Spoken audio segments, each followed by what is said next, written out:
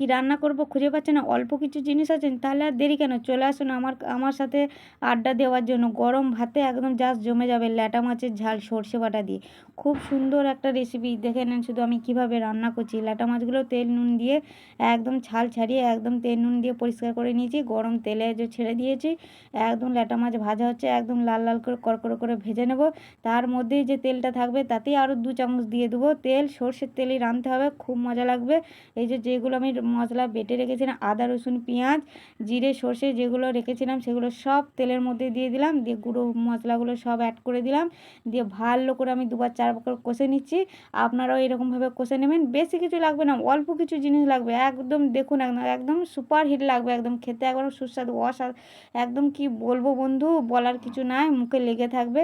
কষানো এই জন্য 2বার 4বার করে কষে নিয়েছি। একটু কাঁচা লঙ্কা দিয়ে দিন, একটু ঝাল ঝাল হবে সর্ষের তেলে তো, ঝালিটা একটু বেশি ভালো, একটু ঝাল ঝাল হলে।